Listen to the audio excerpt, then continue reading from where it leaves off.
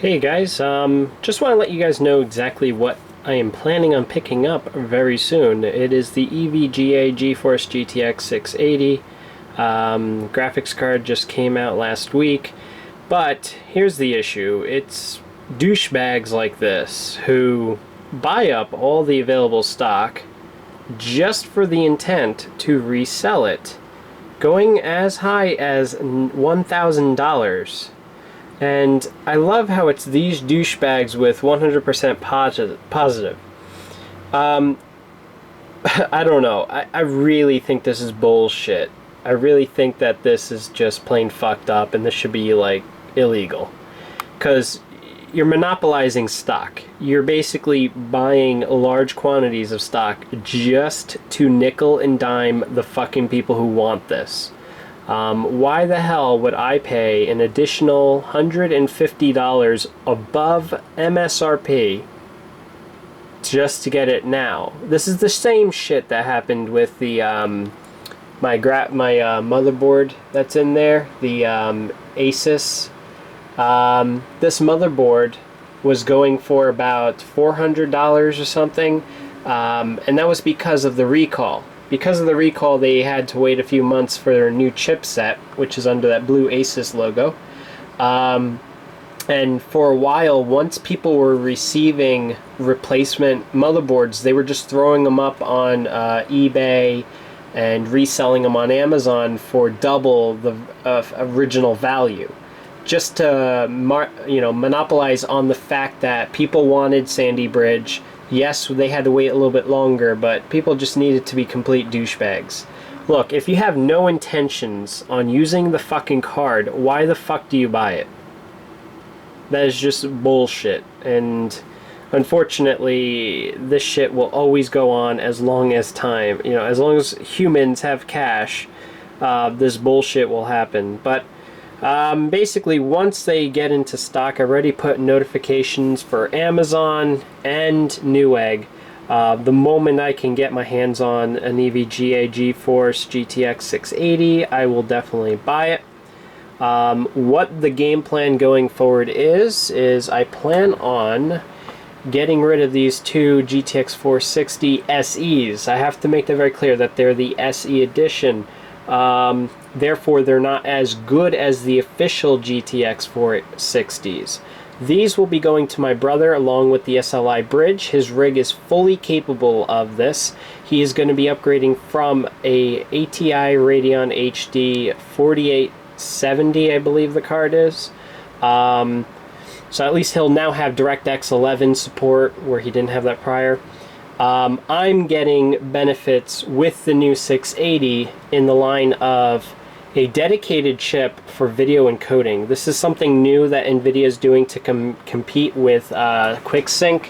If you guys had, for instance, I have this. I have the Intel Core i7 2600K.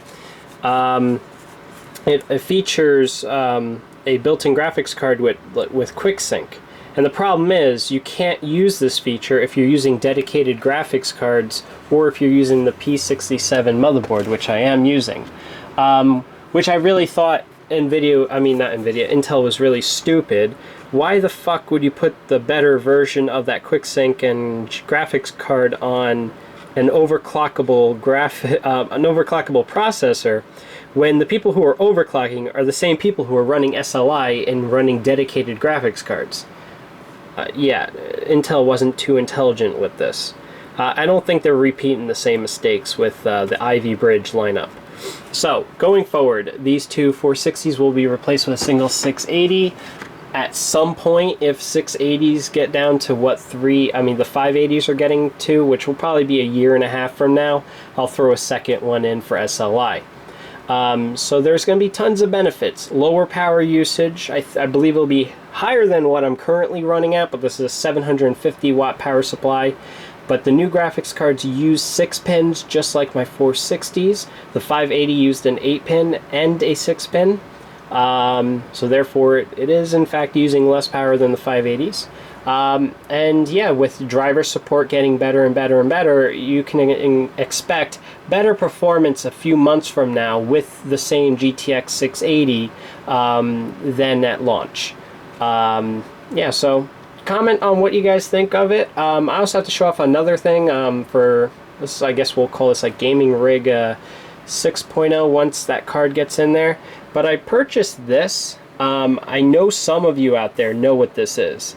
This is the Logitech MX Revolution.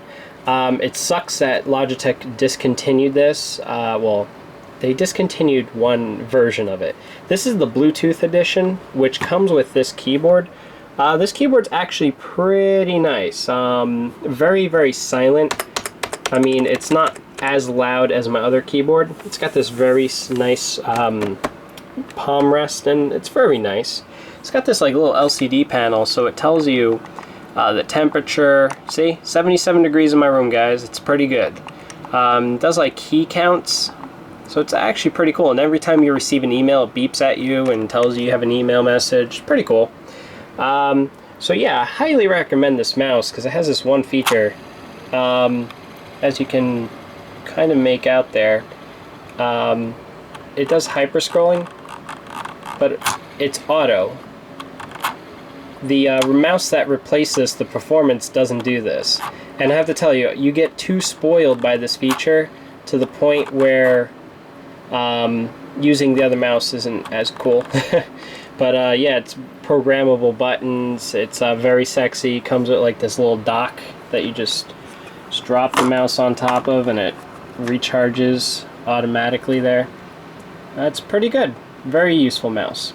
So take care, guys. Look out for future content. There will be some rants coming up. One in particular, DLC. So check out that and look for it in the near future. Take care.